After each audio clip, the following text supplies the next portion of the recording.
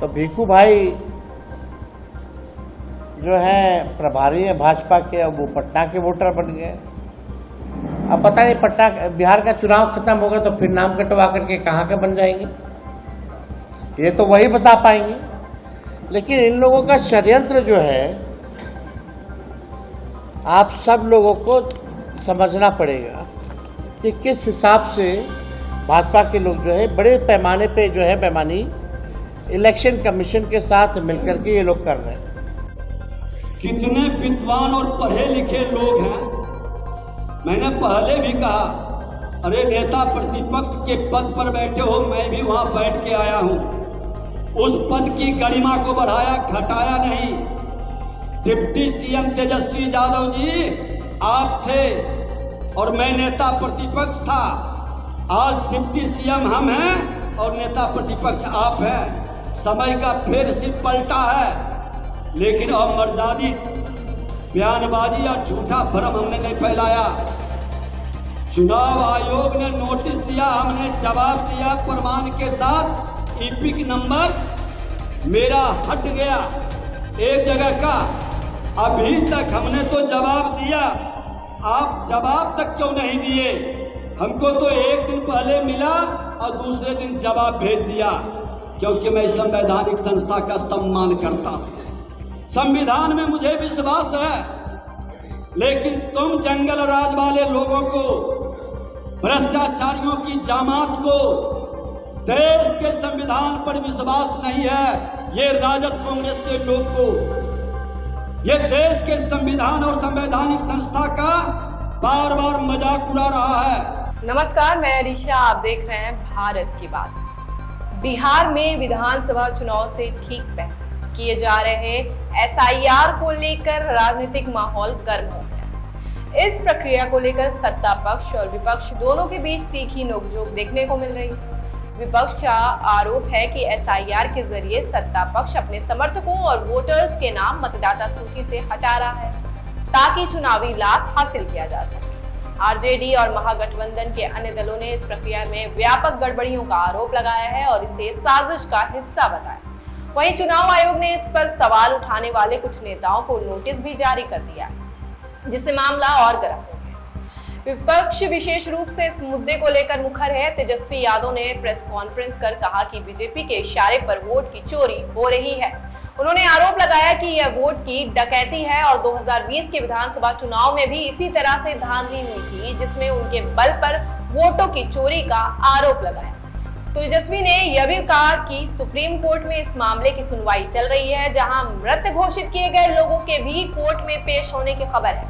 साथ ही तेजस्वी यादव ने मुजफ्फरपुर की बीजेपी मेयर निर्मला देवी का उदाहरण देते हुए आरोप लगाया कि उनके और उनके देवरों के पास 2-2 ईपीआईसी नंबर हैं। उन्होंने बूथ संख्या 257 का जिक्र कर कहा कि देवरों दिलीप कुमार और मनोज कुमार के दोहरे ईपीआईसी नंबर हैं और इन तस्वीरों को प्रोजेक्ट पर दिखाया। उनका आरोप है कि बीजेपी जिंदा लोगों को मृत घोषित कर वोटिंग में फायदा उठा रही है और कई जगहों पर तो नाम जोड़ दिए गए हैं। तेजस्वी ने एक और बड़ा दावा करते हुए कहा कि गुजरात के लोग अब बिहार के वोटर बन रहे हैं। उन्होंने बिहार बीजेपी प्रभारी भीखू भाई दाल सानिया का जिक्र करते हुए कहा कि पहले वो गुजरात में वोट देते थे, लेकिन अब उन्होंने वहां से नाम कटवा लिया है और बिहार में वोट देने की कोशिश कर रहे हैं। बीजेपी नेता विजय सिन्हा पर भी तेजस्वी ने हमला बोला। उन्होंने कहा कि अगर उन्होंने खुलासा नहीं किया होता तो विजय सिन्हा का नाम मतदाता सूची से नहीं कटता। तेजस्वी ने सवाल उठाया कि विजय सिन्हा को सिर्फ एक जिले से नोटिस क्यों आया, जबकि उन्होंने 2 जिले में अपराध किया है। उन्होंने कहा कि बीजेपी के लोग अपने अस्तित्व को बचाने के लिए हर लड़ाई लड़ेंगे। दरअसल सत्ता पक्ष एसआईआर के समर्थन में है। हालांकि समर्थन करते करते अब सत्ता पक्ष के लोग भी चुनाव आयोग के निशाने पर आने लगे हैं। ताजा मामला बिहार के डिप्टी सीएम विजय सिन्हा का है। उन्होंने भी चुनाव आयोग ने नोटिस भेजा है और जल्द ही जवाब भी मांगा। निर्वाचित पदाधिकारी बांकीपुर ने उप मुख्यमंत्री विजय सिन्हा को नोटिस जारी कर पूछा कि आपका 2 स्थानों पर वोटर लिस्ट में नाम है, इस बारे में आप जवाब दें। जवाब देने के लिए डिप्टी सीएम को 14 अगस्त तक का समय दिया गया था। दूसरी ओर बीजेपी नेता विजय सिन्हा ने इन आरोपों का जोरदार खंडन कर दिया है।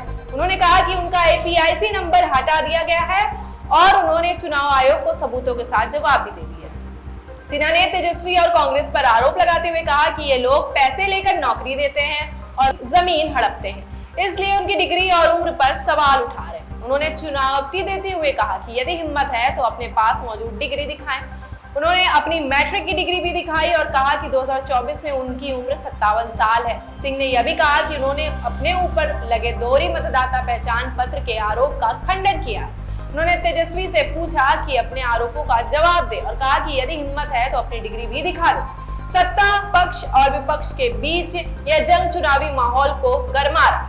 राजनीति विशेषज्ञों का मानना है कि इस तरह के विवाद चुनावी प्रक्रिया में विश्वास को प्रभावित कर सकते हैं। वहीं चुनाव आयोग भी इन सब मुद्दों पर नजर बनाए हुए है और समय समय पर कार्रवाई कर रहा है। बिहार के चुनावी माहौल में इस तरह के आरोप प्रत्यारोप चुनावी प्रक्रिया की पारदर्शिता और निष्पक्षता को लेकर सवाल खड़े कर दिए हैं। आगे आने वाले दिनों में यह मामला कितनी गंभीरता से देखा जाएगा और चुनाव आयोग की कार्रवाई का क्या कदम उठाएगा, यह देखने वाली बात होगी। ऐसे ही तमाम खबरों के लिए बने रहिए हमारे साथ और देखते रहिए भारत की बात। चंद्रभान विश्वकर्मा, प्रधान प्रतिनिधि ग्राम पंचायत तिघरा, विकास खंड रुधौली बस्ती की तरफ से आप समस्त देशवासियों व क्षेत्रवासियों को स्वतंत्रता दिवस की हार्दिक शुभकामनाएं। उमाकांत वर्मा उर्फ बब्बू, प्रधान ग्राम पंचायत देवरा, विकास खंड रुधौली बस्ती की तरफ से समस्त देशवासियों व क्षेत्रवासियों को स्वतंत्रता दिवस की हार्दिक शुभकामनाएं। विवेक कुमार चौधरी, प्रधान प्रतिनिधि ग्राम पंचायत पिपरा खुर्द, विकास खंड रुधौली बस्ती की तरफ से समस्त देशवासियों व क्षेत्रवासियों को स्वतंत्रता दिवस की हार्दिक शुभकामनाएं।